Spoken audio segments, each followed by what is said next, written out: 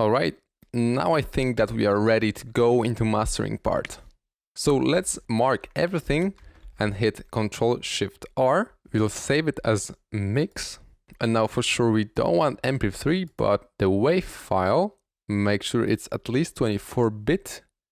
Then I like to set resampling to 512, but it doesn't really matter. And then make sure that those both are marked and we can start. Now we can save our project and open a new one. And now let's drag our mix in the new project. And now, same as with the vocals, great mastering starts with great mix. And if you feel like your mix isn't good enough, don't have this mindset that you will fix it in mastering. Mastering is just last 5% of your sound, pushing the loudness to the limits and making sure that the frequency balance through our song is properly set. So let's maybe just set our BPM to 94 so it's easier to see what's up. And now, as you can see, we have a lot of headroom here. There are no peaks going up to the edges of the clip. And that's first thing that's super important, to have some headroom to work with. Now the mastering is pretty straightforward if you have a great mix. So you can maybe add it to a new track, but it's not that necessary. We add an equalizer and search if there are some frequencies. Then I show up with my actions wide. They wanna see me 6 feet. Ain't nobody here in my league. Mayweather up on the beat. Now watch as I just bob and weave. See, I go till I D.I. E fly, Eli. They behind should be blind. I don't mind what he line. Got some friends who not allowed to cross state line. I remember when my Now there's this thing that I, for example, don't hear any frequencies that should be taken down. And that's a good sign, since if you in the mastering stage hear that somewhere here, if you add 6 dB and something's very, very harsh and you think to take it down, it means that you should better go back to the mixing and fix it there. Also, I don't hear that we should take down the sub frequencies, for example, like this. And usually when you have to do it like this, that means also that you should go back to the mix and adjust, for example, the res bass that we had or the sub bass. So that's a very good sign. But usually in mastering, we like to first off take all the frequencies that are not audible. I like to go to this preset, which is 30 Hz and 80 kHz cut, something like this. And I like to adjust it, take it down a little, since those frequencies are not audible anyway, but there are now a couple of concepts behind it. How I usually did it is to take it around 16 kHz.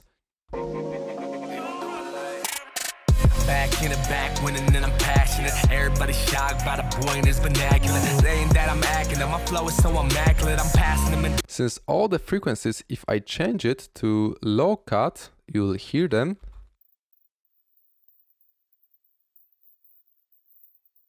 There are not too many of them actually, but we are cutting them out by using this high cut.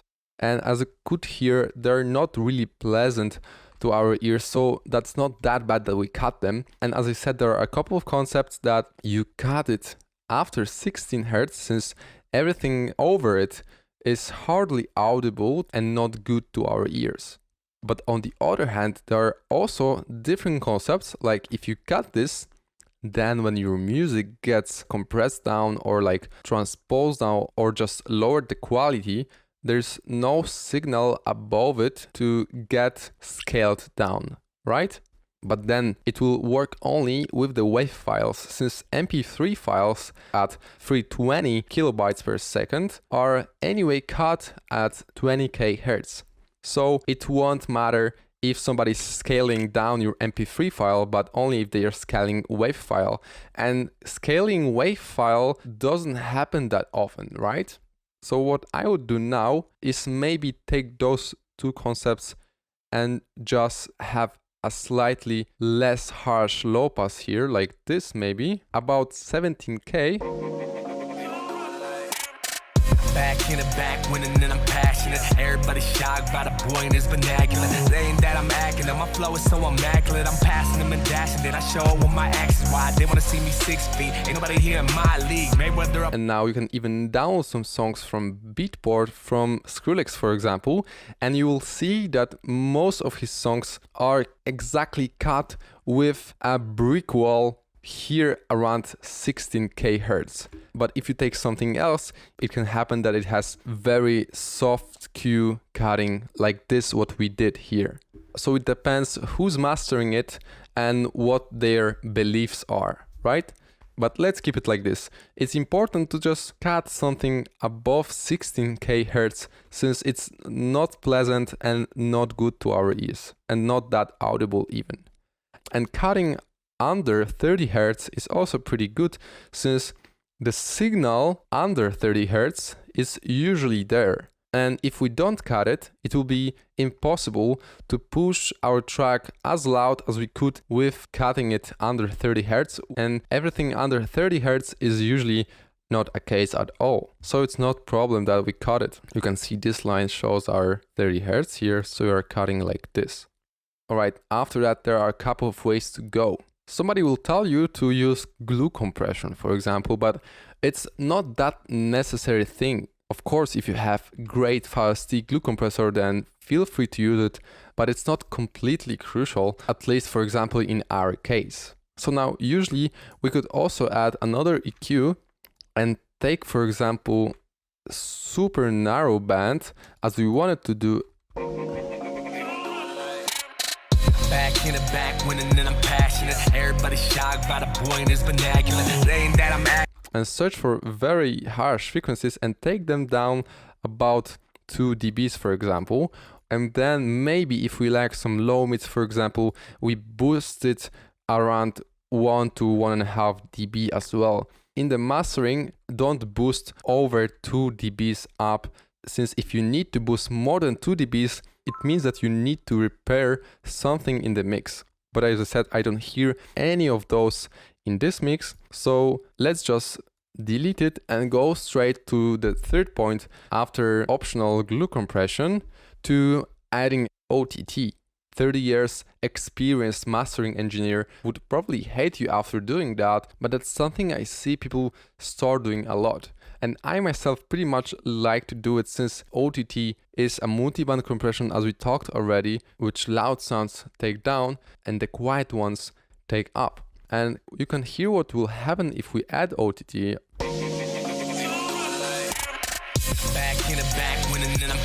It's super compressed, but imagine if we add just like 8% of this thing. Back in the back, winning and I'm passionate. Everybody's shocked by the boy in his vernacular. Saying that I'm acting, and my flow is so immaculate. I'm passing them and dashing, then I show up with my actions. Why they wanna see me 6 feet? Ain't nobody here in my. It somehow works like maybe a glue compressor, I would say. It's really gluing the track together. But if you add it like 20%. Back in the back, winning and I'm passionate. Everybody's shocked by the boy in his vernacular. Saying that I'm acting, and my flow is so immaculate. I'm passing them. It somehow makes it sound better, of course. That's why OTT exists, to make stuff sound better, pretty much exactly the same as the Soundgoodizer. And I even saw modern producers from Spinning Records to use Soundgoodizer on the master channel and using it like in this percentage. Back in the back, winning and I'm passionate. Everybody's shocked by the boy in his vernacular. Saying that I'm acting, and my flow is so immaculate. And people are really using it because nowadays music as a form of art gets in this direction that rules don't matter anymore. So as rules say to not add Soundgoodizer and OTT on your master channel, that is a good topic to argue about. But maybe even if it sounds quite nice. Back in the back, winning and I'm passionate. Everybody's shocked by the boy in his vernacular. Saying that I'm acting, and my flow is so immaculate. I'm passing them and dashing, then I show. It's a little bit too much, so I would just add around 8% of the OTT to just push the loud sounds up in the mix, to make it just fill the empty spaces and glue the track together. Even the 8% could be too much, but let's just leave it like this and we will compare later. And now we'll use our main tool to mastering in FL Studio, which will be Maximus. We already use it for de-essing, and now we'll try to use a little the compression of every band. So let's just play it and see how much we should take it down. Back in the back, winning and I'm passionate. Everybody shocked by the boy in his vernacular. They ain't that I'm acting, my flow is so immaculate. I'm passing them and dashing it. I show up with my actions. Why they wanna see me 6 feet? Ain't nobody here in my league. Mayweather up on the beat. Now watch as I just bob and weave. See, I go till I D.I.E. fly. Eli, they behind should be blind. I throw mine, well he line. Got some friends who not allowed to cross state line. I remember when my homies hard hit a straight line. Took them in the daytime, casket real state line. We are just taking care of the real peaks here, as well as in the low end. You can see here, this is the kick and the highs. Back in the back, winning and I'm passionate. Everybody shocked by the boy in his vernacular. They ain't that I'm acting, my flow is so immaculate. I'm passing them and dashing it. I show up with my actions. Why they wanna see me 6 feet? Ain't nobody here in my league. Mayweather up on the beat. Now watch as I just bob and weave. See, I go. Just a little bit here. And now let's go to the master channel and we'll leave it like this, since this point here will be our limiter. And now we'll be pushing out the loudness of our track. So we need to go with the ceiling to around minus 0.3 dB and a little bit decrease the threshold of the saturation to about 1%. That way we'll make sure that nothing gets over minus 0.3 dB and everything that will go over it will get saturated. So now we'll be pushing up the post gain, and when we hear the distortion, we'll take it down. Back in the back, winning and I'm passionate. Everybody shocked by the boy in his vernacular. They ain't that I'm acting, my flow is so immaculate. I'm passing them and dashing it. I show up with my actions. Why they wanna see me 6 feet? Ain't nobody here in my league. Mayweather up on the beat. Now watch as I just bob and weave. See, I go till I D.I.E. fly. Eli, they behind should be blind. I throw mine, well he line. Got some friends who not allowed to cross state line. I remember when my homies hard hit a straight line. Took them in the daytime, casket real state line. I don't wanna be a victim of another state crime. New king, kill everything as a routine. Hottest stage in rap, I'm better than all that you've seen. Who he, the rapping version of Bruce Lee. Sounds pretty cool, and now I've heard that the slight compression on every band, it's quite too much, since we already used OTT to do it a little. So I just left it to very small peaks, since it's also taken by the master. So now you can hear how loud the master is, and that's the main part of the mastering, right? And now to enhance some stereo, we'll go here to bands and separate them a little on the highs, on the mids as well, just a little, and the lows we can take a little bit to the right. Back in the back, winning and I'm passionate. Everybody shocked by the boy in his vernacular. They ain't that I'm acting. You can see that nothing gets over 0, and that's very important in mastering, since if it will go above the 0, we'll have so-called clipping, and we for sure don't want our audio to clip ever. Back in the back, winning and I'm passionate. Everybody shocked by the boy in his vernacular. They ain't that I'm. See, I go till I D.I.E. fly. Eli, they behind should be blind. I throw mine, well he line. That's pretty loud. And now we would be pretty much done. But now I would suggest you to use some analyzing tools, such as the one we already used in the beginner's course, and you should know it already, which is called Ulean Loudness Meter, which is a perfect tool and also a free one. You have it in the FreeVLC list in the course downloads. Definitely download it. It's a great mastering tool and you cannot do mastering without it. So we'll just listen how loud the track is overall, and we'll keep it around -8, -7. That's pretty extreme. Nowadays people say to keep it around -11, since the streaming services will take it down to -13 or so anyway, but I really like to have it at least -9. Back in the back, winning and I'm passionate. Everybody shocked by the boy in his vernacular. They ain't that I'm acting, my flow is so immaculate. I'm passing them and dashing it. I show up with my actions. Why they wanna see me sick. Alright, so we're around -7, and that means that our mix is pretty clean in terms of at least all the peaks, all the low ends, that it's nicely balanced, since we don't get any distortion here, but we get around -7 so-called loops. But now there's a question: if you're around -7 as we are here, you could even go down with the loudness, and by going down with the loudness you'll get more dynamics, of course. Let's actually hear the difference.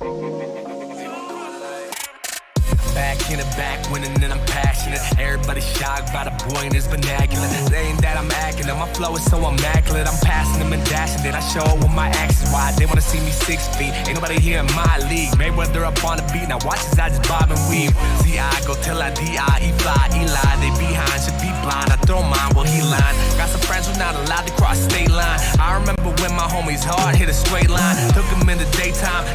I pretty much like it around -8, but it's also dependent on your own taste. If you liked it better when it was around -10, definitely do it like this.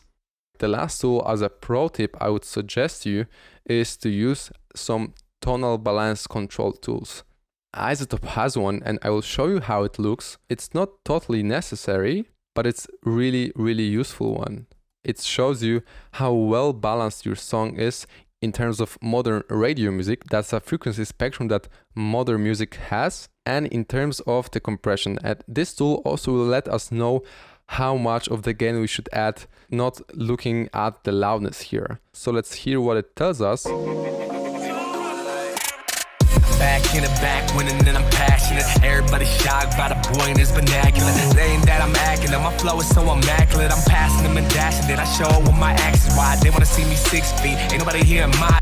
You can see that we miss some of the frequencies here, for example, in around 300 Hz, but it's very nicely sitting already in the graph. And we got it already, but as I used to start with this plugin, I immediately saw that my bass is going right here, and my highs as well going here, and the mid is completely down. But this time you can see that it's already pretty nice mixed, and I'm really recommending you this type of tool. There are a couple of alternatives for that, but they are not as precise as this one. But that's definitely something that you don't have to necessarily have. So the compression is quite good. The loudness is also pretty nice. Check out the endings as well. Could be like this. Our song is around 3 minutes and 20 seconds long. It's quite good number. So let's Control A everything and Control R and save it as master. Now for sure I would like also the MP3 file, since WAV file is the plain perfect quality song, and the MP3 is sounding the same for human ear, at least in the settings of 320 kilobytes per second, and is 10 times less heavy. Now we for sure want to enable the insert effects or the master effects depending where you did it. Also make sure to turn on the dithering and check the WAV file, since we'll be putting it in this format to online stores. So I think we are ready to start. Let's just load our master here so we can see how it looks. Seems like it's pretty nicely compressed here and pretty loud. You can see that -0.3 dB threshold here. It's something that people are afraid of.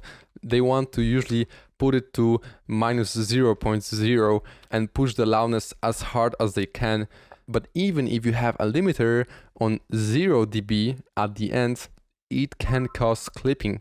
So I like to set it to around -0.3 to prevent any of the clipping here. And as you can see, there are no clips at all. And let's just hear it once again.